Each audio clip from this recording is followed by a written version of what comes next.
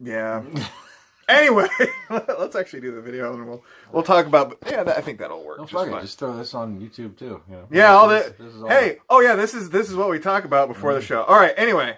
Hey, welcome to the show, guys. By the way, I'm John and that's Brandon, and we're that's horrible, and we were really horrible at just everything. Right. Anyway, so today is 420, and we're not going to talk about that. Some cool things did come out today. Sleep released a new record. Like they announced it yesterday. Yeah, they should have just made that a huge fucking surprise. But anyway, and it's fucking good. Yeah, well, really good. If you like stoner metal, then you're set. The new God of War, which as soon as we're done with this video, Brandon's going to start playing. I'm gonna kick his ass out. And I'm running home. It's going to take me a half hour to get home. But anyway. I'm going to spoil it for him by then. No, I'm just playing. I know where he sleeps at night. But anyway.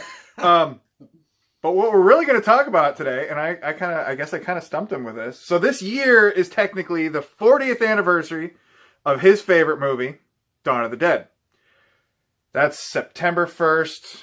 Yeah, September 1st, 78 was when it had its premiere in Italy. But in the U.S., on this date... 1979. Yeah, so happy 39th anniversary. So yeah. Hey, we have a cat in the video. We do, kitty. Just like we're at my house. I'm going to let you take lead on this one since it's your favorite. Well, I don't know what to say. It's a classic.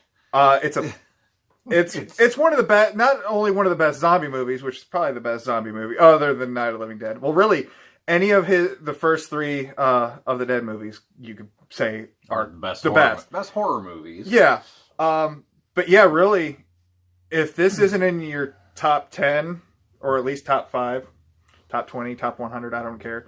If you don't love this movie, then what's wrong with you? I really fail to see how you can not like it. There would be no zombie genre, I think, without the Romero movies. But so many movies like cat, Gene Simmons' cat.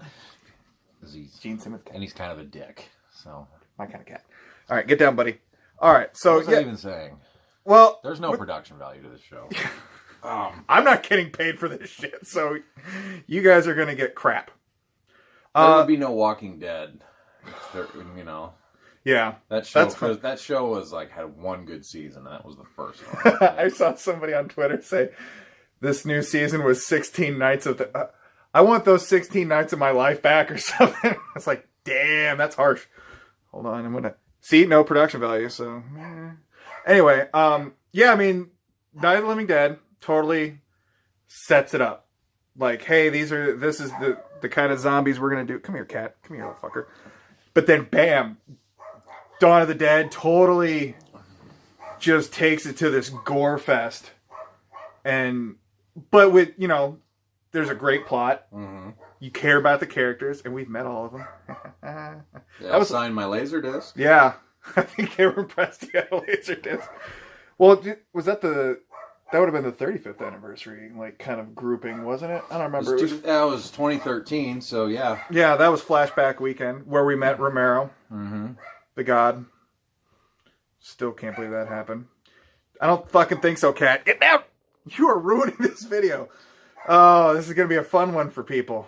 We can't even stand task. No. But no, we got to meet everybody. I think I'd already met Ken Foray at that point.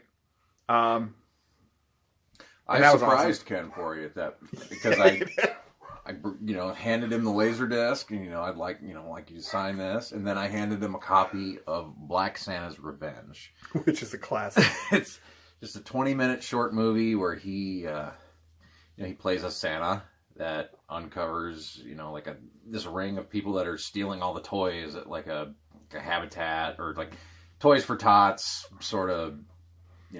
Santa don't like whatever. That. I don't even what you call it. Toys for Tots. Yeah, basically a Toys for Tots kind of thing. And he goes in and shoots them all up. It's so fucking awesome. And he couldn't even believe. He's like, somebody actually bought this piece of shit. Damn fucking right. I'm pissed I never did, but I've seen it. I have some sort of copy. I think it's out of print, so I'm cool with it. One of the best things about Dawn of the Dead for me was the cat's going to knock this over. And we're going to keep recording. Fuck it. I don't give a shit. We have no shame. We don't, like, we're going to, like, get done with this and God of War and the new Sleep album. That's all we care about today. We don't get together that often, so we're doing this out of necessity. This is seriously cracking me the fuck up. Oh my god. You were worse than mine. At least mine are, friendly. Well, you're friendly too, I suppose. I cared about the characters more. Yeah, like, let's get back to the movie. I saw it, like, it was like, wow, I care about these 4 people. Because the movie's what, 2.5? I mean, it depends on which version. There's many versions. You got 3. the Italian. 3. Yeah, that's many. Goddamn. You little shit, come here. But yeah, so I mean, depending on which the Italian is more lean and mean. Faster if you will. pace, different soundtrack. Yeah, which soundtrack, no matter what's awesome. Thanks to Goblin. But yeah, I prefer obviously the longest version because in a weird way it kind of feels like 2 movies in one. I mean, you got your just full on zombie flick, but then you've got the people trying to deal with life during the zombie apocalypse while they're at the mall and just trying to adjust to life. And I really fucking like that. Well, and then they just become, it's kind of a commentary on, consumer culture at the time. The shopping mall was new and it just, they had everything at their fingertips and they still weren't happy. Yeah. What he said. Brandon looks into deep shit right there.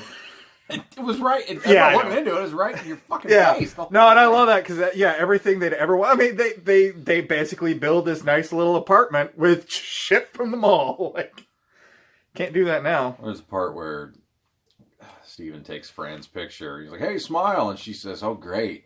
Drop it off at the pharmacy on Sunday and wait for it to get developed and come, or something along those lines. I don't know the exact line, but which is kind of shocking for us. But it's a long movie, so what do you expect? Oh, this is awful. No, that's not awful. This is awesome. Yeah, we're awful. We just don't give a fuck. We're just we're like, we need to do a video. Let's talk about this, but all we're thinking is God of War. And I'm really curious, is there going to be a 3-way? I don't know if there will be because there's more, it's more not kid friendly. I bought the fucking Pro, like, Leviathan Axe edition.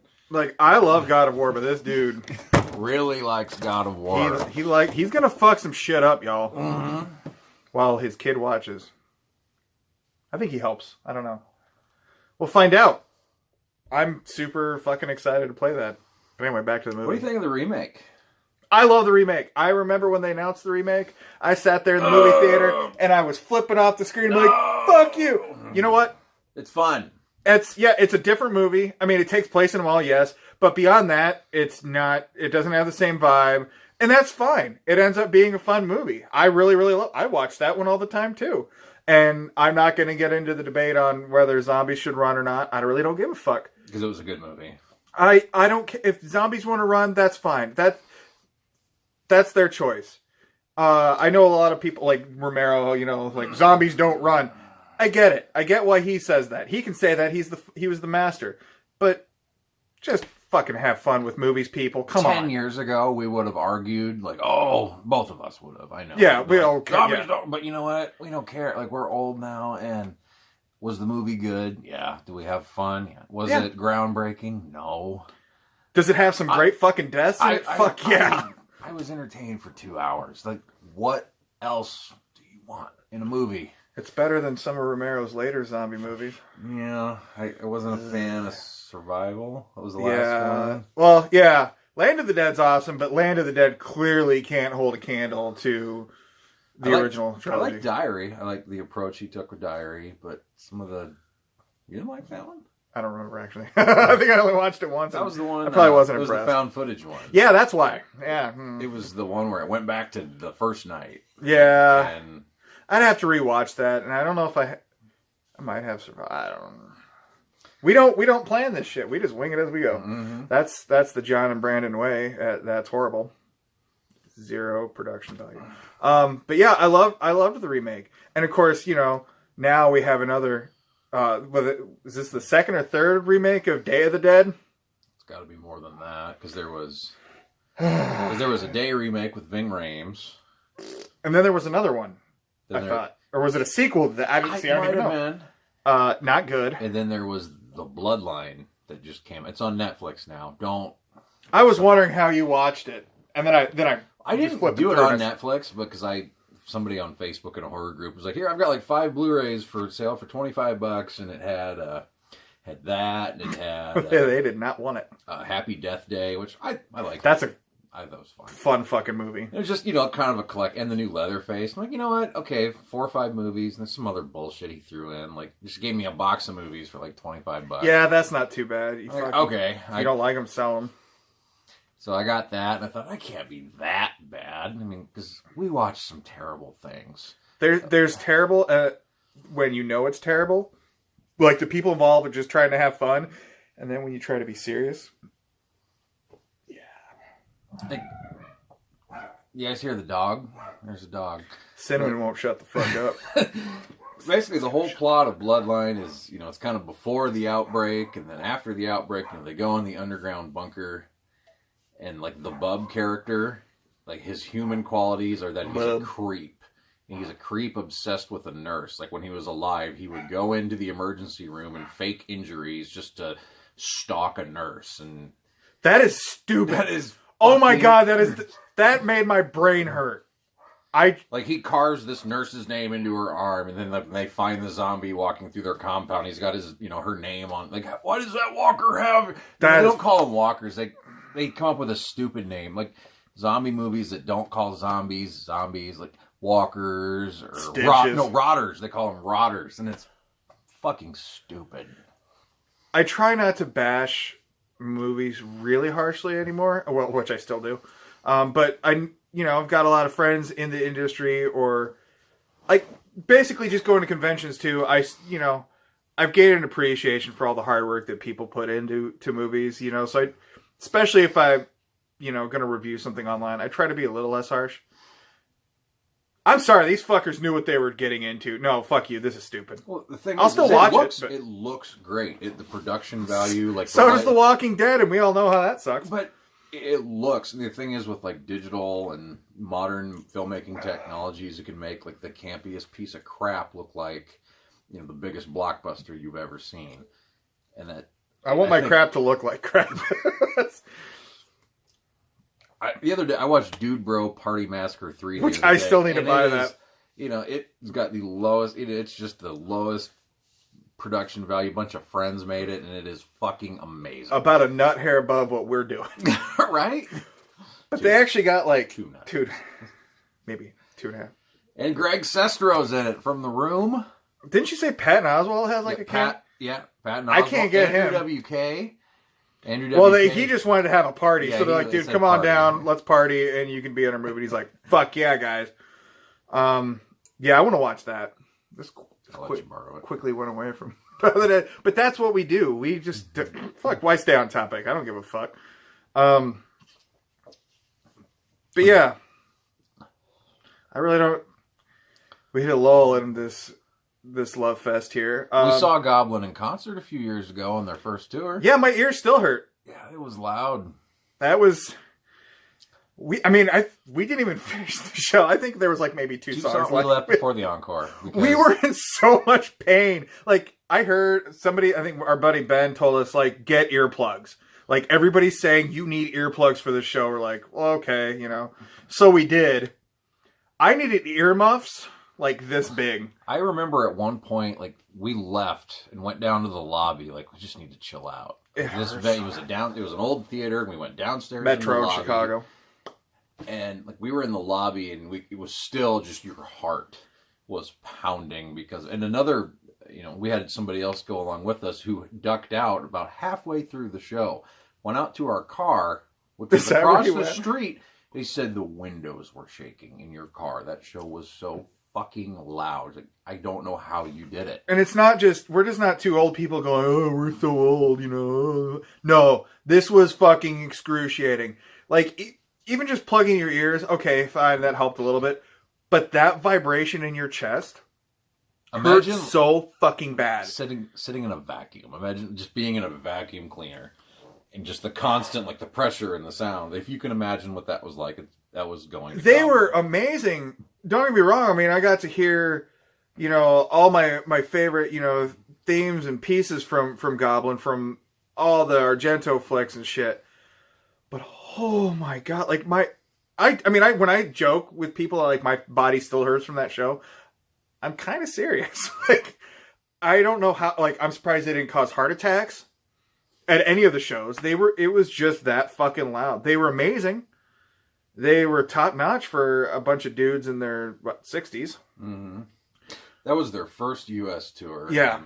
And it was a big deal because they'd never, obviously they'd never been here, and people over here that hadn't heard those songs. And it was a weird mix of people in the crowd because there was the prog rock guys, and then you were the metal because they were prog and the band, guys in the horror t-shirts, and and then the people that were just there for the Secret Chiefs, whatever. Secret Chiefs 3. They fucking kicked. Oh, their version of Halloween. Yeah, they were awesome. Oh, they were killer live.